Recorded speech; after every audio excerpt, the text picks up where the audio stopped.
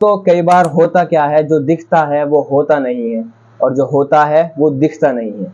इस केस की कहानी भी कुछ इसी तरह है। जो सबको दिख रहा था असल में वो था ही नहीं। ये बात है मध्य प्रदेश के रहने वाले राजेश की। राजेश को 2014 में एक मृत्यु यानी कि हत्या के आरोप में आजीवन कारावास की सजा सुनाई गई होती है। वो जेल में अपनी सजा काट रहा होता है, तभी अचानक खबर आती है कि उसके पिता की मृत्यु हो चुकी है। उसको इस खबर से काफी दुख होता है, क्योंकि उसके पिता ही इकलौते शख्स होते हैं जो उसको पैरोल पर बुलाते हैं। अब उसको 14 दिन की पैरोल मिलती है। पैरोल पर वो अपने घर आता है, उनका अंतिम संस्कार करता है। उसके बाद में जब 14वें दिन हो जाते हैं, 15वें दिन उसको सुबह जेल लौटना था। 15वें दिन होता क्या है, उसके कमरे से आग की बड़ी बड़ी लपटें निकलती हुई दिखाई पड़ती हैं। उन लपटों को देख गली मोहल्ले वाले घबरा जाते हैं और अपने लोकल पुलिस थाने को इन्फॉर्म करते हैं। वहां की पुलिस आती है और गेट तोड़कर देखते हैं तो एक शख्स वहां पर अपने हाथ और पैर इस तरीके से हुए हुए वो नीचे जला हुआ, बुरी तरह जला हुआ तड़प रहा होता है। हल्का हल्का उसके अंदर सांस मौजूद होता है। सबसे पहले उसको हॉस्पिटलाइज कराया जाता है। कुछ ही देर बाद में उसकी मौत हो जाती है। डॉक्टर उसको मृत घोषित कर देते हैं। अब केस जो बनता है वो ये बनता है कि सब लोग समझते हैं ये सुसाइड है, यानी कि आत्महत्या है। उस चीज की कंफर्मेशन जब हो जाती है, जब वहां से एक सुसाइड नोट मिलता है। उसके अंदर ये लिखा होता है कि मैं अपने पिता की मृत्यु से बहुत उदास होकर आत्महत्या कर रहा हूं, क्योंकि अब मुझे पैरोल पर बुलाने के लिए कोई भी जिंदा नहीं रहेगा। पुलिस भी इस चीज को पढ़कर, सुसाइड नोट को पढ़कर ये सोच लेती है कि ये आत्महत्या ही है, लेकिन पुलिस को अपना अधूरा काम नहीं छोड़ना होता है, इसीलिए वो उसका पोस्टमार्टम कराते हैं। पोस्टमार्टम की रिपोर्ट जाती है। जब पोस्टमार्टम की रिपोर्ट आती है तब ये केस पूरा का पूरा बदल चुका होता है। इस केस को एक नया मोड़ मिलता है, जहां से इस केस की पूरी रास्ता ही चेंज हो चुका होता है। अब सब लोग जो सोच रहे थे वो बिल्कुल बेकार सोच रहे थे, बिल्कुल गलत सोच रहे थे। रिपोर्ट में आता क्या है कि इस शख्स की जो मौत हुई है वो गला घुटने से हुई है, यानी कि आग जलने से या कमरे में से धुएं की वजह से दम घुटने से इसकी मौत नहीं हुई है। इसकी मौत गला दबाकर की गई है। अब सोचना ये था कि अगर राजेश को आत्महत्या ही करनी थी तो पहले उसने अपना गला क्यों घोंटा, और अगर इसने गला घोंटा तो फिर आग किसने जलाई। अब इस केस को पुलिस बहुत तफ्तीश से शुरू करती है। इसकी तफ्तीश बहुत जोरों शोरों से चलने लगती है। अब पुलिस घटना स्थल पर दोबारा पहुंचती है। वहां पर ली हुई सभी फोटोज को एक बार बारीकी से देखती है।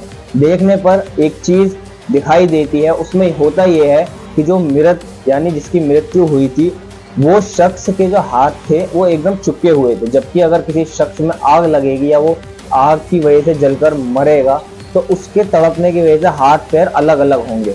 इससे ये पता लग रहा था कि इस शख्स को कहीं ना कहीं पहले बांधा गया है, हाथ और पैर इसके बांधे गए हैं, और इसका चेहरा और शरीर ही पूरी तरह से जला था। हाथ और पैर उसके थोड़े थोड़े से सलामत थे।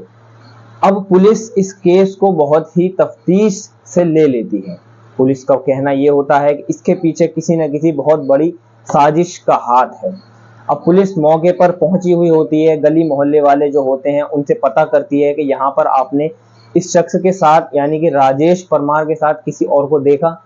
तो वहीं पर एक शख्स होता है जो बताता है कि हाँ, हमने इसके घर 2 दिन पहले इसके साथ 2-3 बंदों को आते हुए देखा था। अब पुलिस उसकी कॉल रिकॉर्डिंग निकालती है। कॉल रिकॉर्डिंग में होता कुछ नहीं है, लेकिन उसमें एक सबूत जो है वो शक बतौर मिलता है कि जो इस बंदे राज यानी कि राजेश परमार के पास में जो कॉल आती है, यानी कि इसका जो नंबर होता है वो जेल से निकलने के बाद एक्टिव होता है। लेकिन जिस दिन इसकी हत्या होती है, पुलिस के मुताबिक जिस दिन राजेश परमार की हत्या होती है, उसने आत्महत्या की होती है, उस दिन वो सिम कार्ड डीएक्टिवेट हो चुका होता है। अब पुलिस और भी संदिग्ध तरीके से इस केस को ले रही थी। वो जांच शुरू कर देते हैं। फिर उनको एक कॉल डिटेल मिलती है जिस पर 2 या 3 बार एक ही दिन में बात हुई भी होती है। वो नंबर एक्टिव होता है गुजरात के अंदर। पुलिस गुजरात पहुंचती है, उसकी लोकेशन ट्रेस करती है, उस शख्स को दबोच लेते हैं। जिस शख्स से उसने बात की होती है। अब बात करते करते उस शख्स को थोड़ा सा ब्लैकमेल करते हैं कि हम तुम्हें जिंदा नहीं छोड़ेंगे इस तरीके से, वरना हमें इस केस के बारे में पूरा आप बताओ, हम आपको छोड़ देंगे, अगर तुमने नहीं बताया तो हम तुम्हें नहीं छोड़ेंगे। वो शख्स डर गया होता है, वो उसका दोस्त होता है राजेश परमार का। अब वो शख्स जो कहानी बताता है उसको सुनकर दिल दहल जाता है। पुलिस भी चौकन्नी हो जाती है कि ऐसे ऐसे लोग हैं हमारे भारत के अंदर।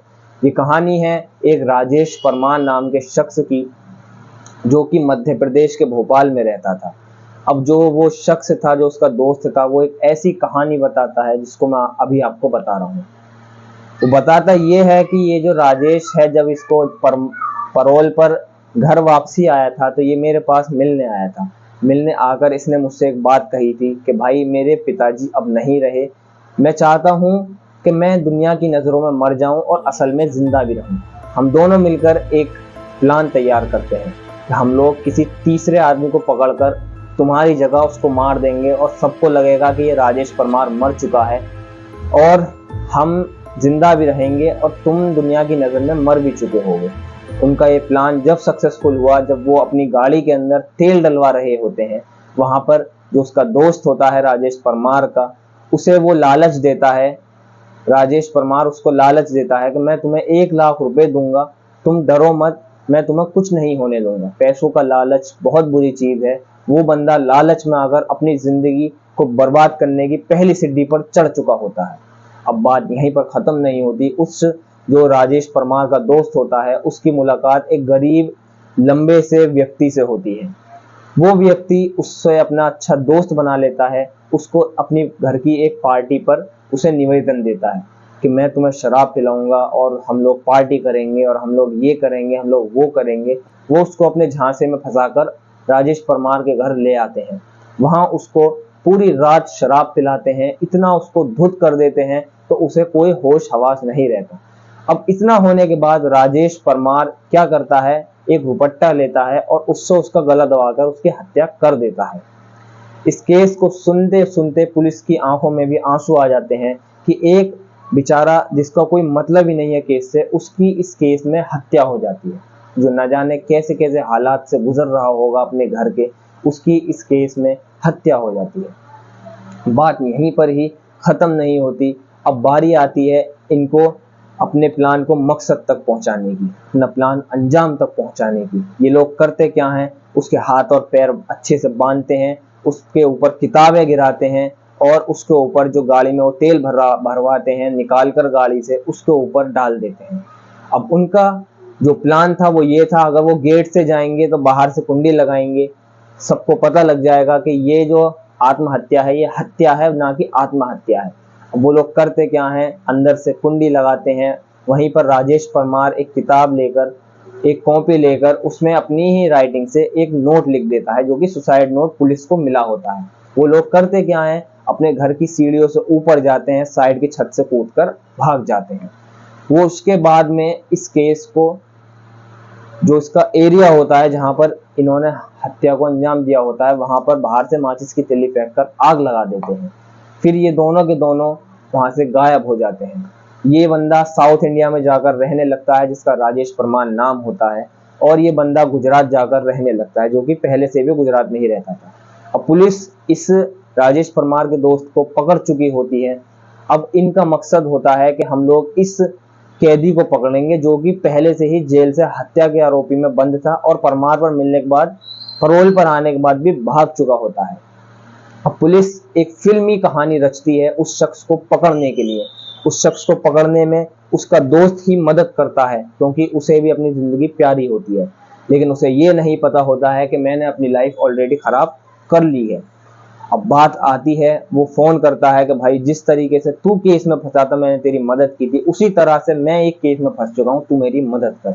वो उसको झांसे में देकर बुला लेता है और बुलाने के बाद पुलिस उसको बहुत ही फिल्मी अंदाज में दबोच लेती है। इतना होने के बाद जब उसको हिरासत में लिया जाता है, उसकी अच्छे से कुटाई होती है और उससे जेल के पीछे दोबारा भेज दिया जाता है।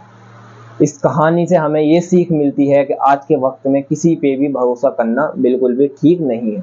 किसी पे भी, अपने खुद के साये पर भी भरोसा मत कीजिए। मेरी आपसे ये गुजारिश है। आई होप आप लोगों को ये केस समझ में आ चुका होगा, समझ में आ गया हो। ऐसे ही और केसेस को जानने के लिए हमारे चैनल को सब्सक्राइब करें। ये सच्ची घटना थी मध्य प्रदेश के भोपाल की।